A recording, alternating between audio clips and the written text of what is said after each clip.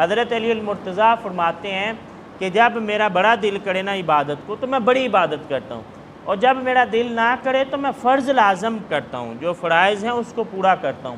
تو اس لیے جو فرائض ہیں ان کی تو گنجائش ہی نہیں ہے نا کہ انسان ان کو چھوڑ دے۔ تو باقی بھی نیکی وہی کمال کی ہے جس کے اندر استقامت شامل ہو جائے۔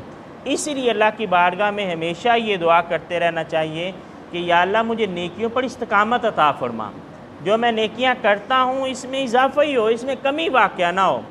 تو یہ ویسے بھی ہے کہ انسان وہی اچھا ہے جس کا آج گزرے ہوئے کل سے اچھا ہو۔ یعنی اگر ہم نے گزرے ہوئے کل کی نسبت آج زیادہ نیکیاں نہیں نہ کی تو پھر ہم نے کوئی اچھائی نہیں کی۔ چاہے جائے کہ آج ہماری نیکیاں کل کی نسبت کم ہو جائیں، یعنی اس میں اضافہ ہی ہونا چاہیے، کوئی نہ کوئی نیت، کوئی نہ کوئی کام ایسا ضرور ہو جو ہر آنے والے دن انسان پہلے دن کی نسبت زیادہ کریں۔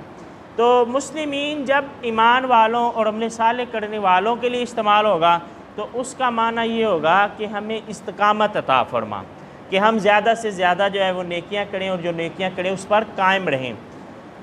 لکا ہم تیرے اطاعت گزار ہو جائیں، ومن ذریتنا اور ہماری اولاد میں سے بھی امت مسلمت اللہ کا ایک امت فرما بردار ہو تیرے لیے، ایک امت ہو جو تیری ماننے والی ہو، جو تیرے حکم کو تسلیم کرنے والی ہو۔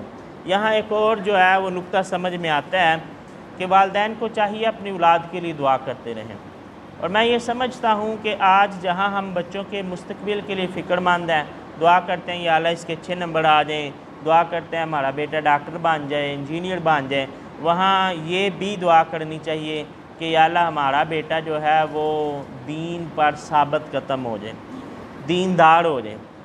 مطلب میرا عجیب سا رویہ ہے کہ دین سے ہم دور ہی سمجھتے ہیں، بیٹا تھوڑا دین کے قریب چلا جائے نا تو ہم سے پتہ نہیں یہ مولوی نہ بن جائے، خوفزدہ ہو جاتے ہیں۔ حالانکہ آپ معاشرے کے اندر آبزرو کریں گے نا تو جو دیندار لوگ ہیں وہ والدین کے زیادہ فرما بردار ہیں، ان کو زیادہ فکر ہوتی ہے کہ والدین ناراض نہ ہو جائیں، اور بلکہ سوشل میڈیا تو خیر بہت زیادہ وہ جذباتی باتیں بھی بسا اوقات کہتے ہیں کہ جو دنیا کے لوگ دنیا دار ہیں اولاد، ان کو راضی کرنے کے لیے والدین فکر مند ہوتے ہیں کہ میرا بیٹا ڈاکٹر ہے، میں کوئی ایسی بات کروں وہ ناراض ہی نہ ہو جائیں، اور جن کے اولاد دیندار ہیں وہ اولاد فکر مند ہوتی ہے کہ باپ ماں ناراض نہ ہو جائیں۔ یہ ایک بڑا بنیادی فرق ہے رویوں کے اندر۔ تو اس لیے اولاد کے لیے دعا کرنی چاہیے کہ یا اللہ ہماری اولاد کو دیندار بنا دیں، ہماری اولاد کو جو ہے وہ شریعت کے تابع کر دیں۔ لیکن ہم اس حوالے سے خوف زدہ ہوتے ہیں کہ کہیں ہمارا بچہ جو ہے وہ زیادہ ہی نہ دیندار ہو جائے۔ ہم دین کو بھی تھوڑا سا ہی رکھنا چاہتے ہیں، کوئی بہت زیادہ دیندار نہیں ہونا چاہتے ہیں۔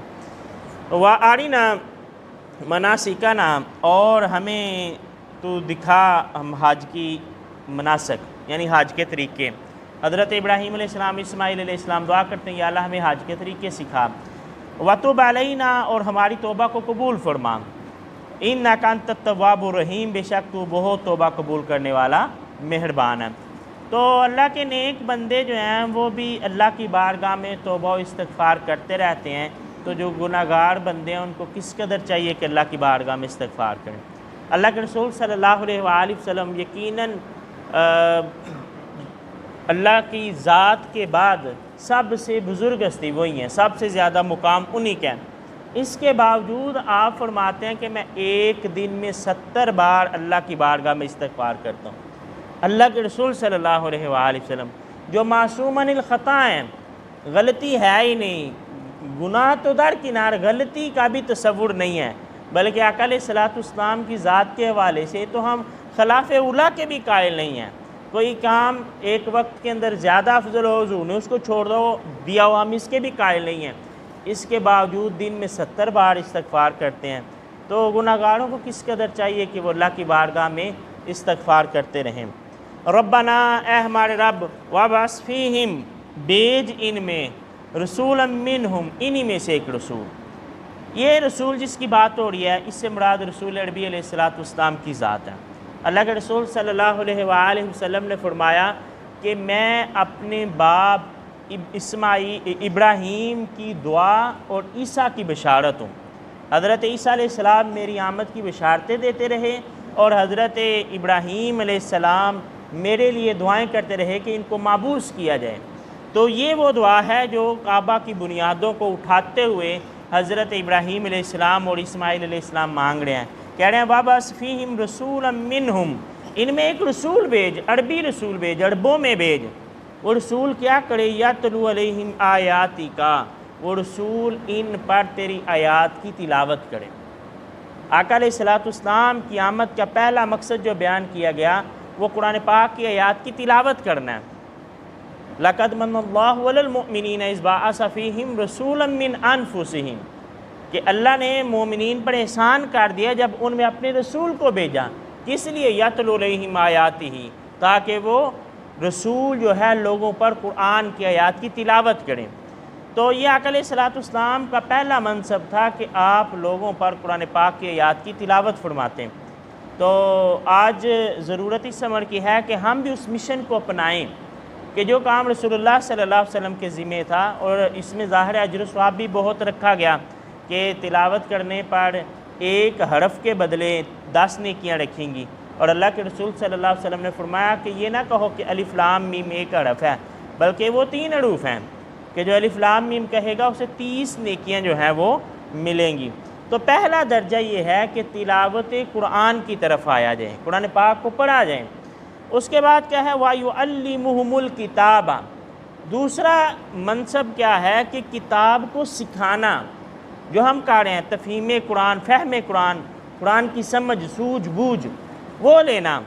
اور یہ قرآن ہمارا ایک معاشرے کا مزاج ہے، ہم نے انگلش پڑھنی ہو تو ٹیوٹر کے پاس جاتے ہیں، اسپیشل جناب بچے کی جی میتھ کمزور ہے تو اس کے لیے ہوم ٹیوشن لگوائی جائیں، توجہ دیتے ہیں۔